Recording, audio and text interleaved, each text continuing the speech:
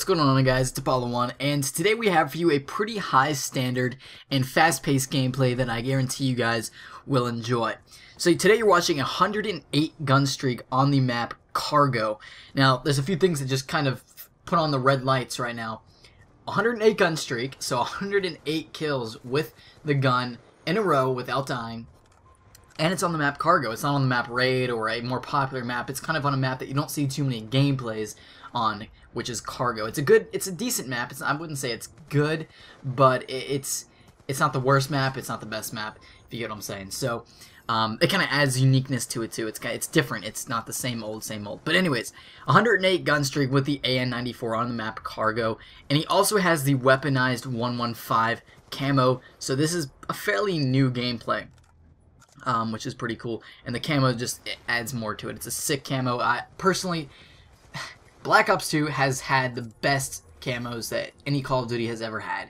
Weaponized 115, Cyborg, and Afterlife. They all move, they all glow, they're kind of like 3D camos, they're sick, and the next Call of Duty Advanced Warfare needs to do something like this. They have to have kick-ass camos, because Black Ops 2 definitely outdid any other Call of Duty with camos, period, because they were amazing. They were really, really good camos. But enough talk about camos, let's talk a little bit more about the gameplay. So this gameplay was achieved by a player in Carnage, Spain. So if you guys didn't know, we have a Spanish team. They'll be in the description below if you guys want to go over there and check them out if you speak some Spanish. They have Spanish commentaries and really, really good gameplays. So the player behind the gameplay that's in Carnage, Spain, his name is Carnage Brutal, and he's an amazing player. Of course, he has lots of triple nuclears. This isn't his only gameplay. He has lots of triples and doubles. Let me just go to his channel real quick and tell you what he has. He has a solo 91 gun streak, which is basically like a triple nuclear. He has double nukes with 72 gun streaks. He's a gun streak kind of guy. He has a lot of gun streaks, and he's a very good non-lethal player. Like I said, double nuclears, and he's definitely a solid player you guys should go and check out. So his channel will be in the description as well. So today I'm going to be talking a little bit about a few different topics.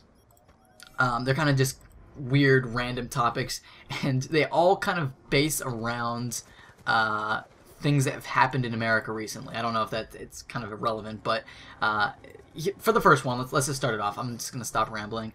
Alright, so basically there's this new car that just came out. It's all American built road and track attacker new car. It's an amazing car, and mostly now cars, unfortunately, are all made overseas. They're all made in Japan or Japan, basically. A lot of them are made in Japan. And, you know, you don't see too many American-made cars anymore, except for, like, Ford, and Fords aren't that great, honestly. Now, I'm sorry if you like Fords. They're not a bad car, but they're not the best. Fix or repair daily, right? But anyways, this is a really, really cool sports car. It's an extremely amazing looking sports car, and especially with sport cars, you definitely don't see sport cars made in America. They're definitely made in parts of Europe, like Italy. I'm not a huge car expert, but they're usually found in European makes. So it's cool to see this. It's kind of cool, and there'll be an image on screen that looks so badass. And I thought this was an interesting article, because the guy that made it, his name is Fardiz Ravani, or Rezvani. He said that his goal was to make it affordable. Now, when I say affordable, not like $40,000, $30,000, $20,000, whatever.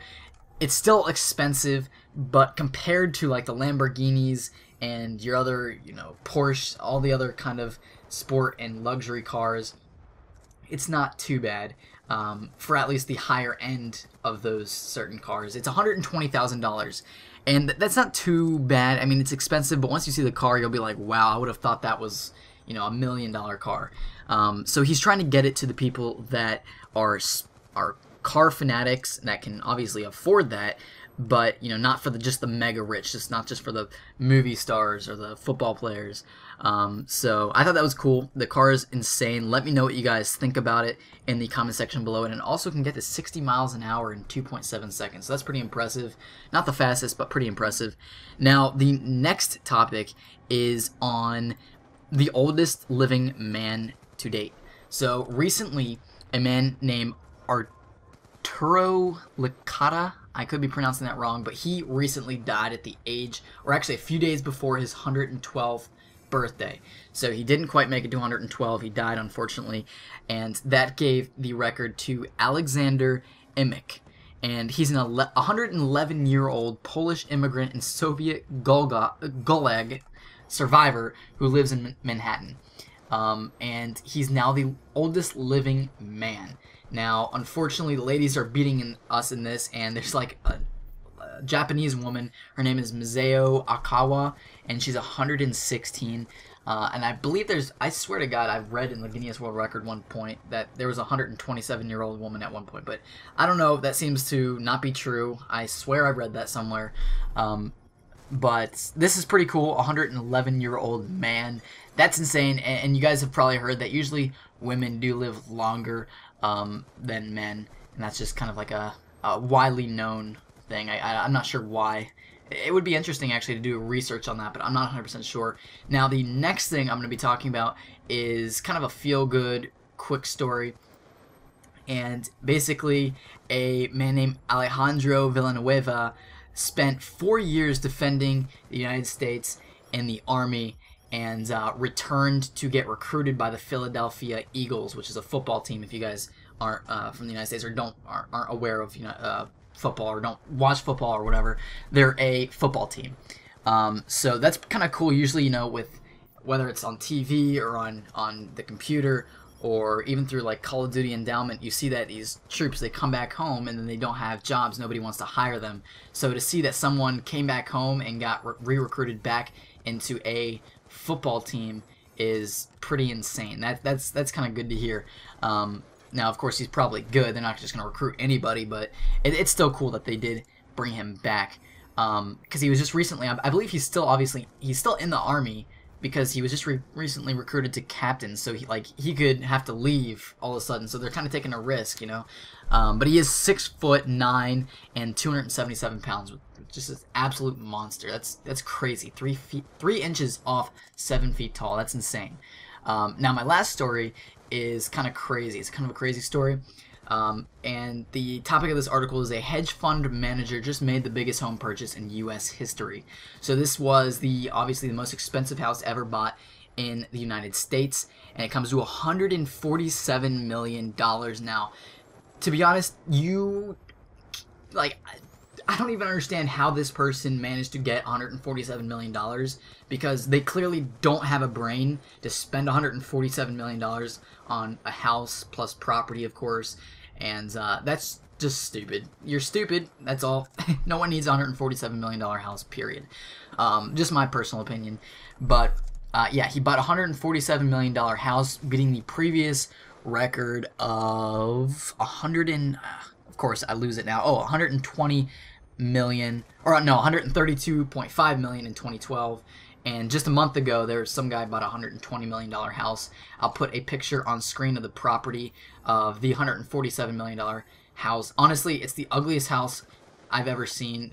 It's not impressive at all. I don't understand how it's $147 million.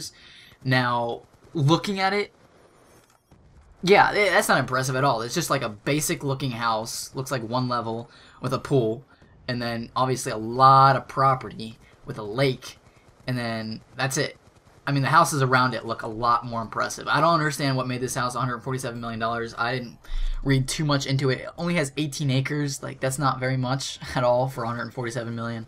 I don't know. It's got me kind of confused. But anyways, guys, I hope you enjoyed this gameplay. This was probably one of the best lobbies I've ever seen in my life. This was a miracle lobby, and of course these will come up once in a while. With like Benny's 300 plus, that was like the biggest miracle lobby ever, and just other records that you see, record gameplays that are going to happen in these miracle lobbies. That's what Papa Stomping's all about, to get these miracle lobbies that you find very rarely now in Call of Duty, but Carnage Brutal managed to find it and got this amazing gameplay. So hopefully you guys did enjoy. If we could hit 500 likes on this video, I think we could do that. That would be pretty sweet. Now, I apologize for my commentary not being the exact best that you've ever heard from me. I was kind of stumbling around a lot, and that's mainly because, well, first off, that one article I couldn't find what I was trying to look for. But also, I'm kind of sick right now. I'm not feeling too good. I'm really stressed out and I'm tired. So I do apologize for that. I hope you guys can forgive me. But I tried my best, and hopefully you enjoyed the different topics that I talked about. They were kind of like, it wasn't like in depth on a certain topic. It was kind of like wham, bam, bam. But anyways, guys, there's a few videos on screen you can check out here. And once again, if we could hit 500 likes, that would be much appreciated. And I'll see you guys later. Hopefully you enjoyed. Peace out.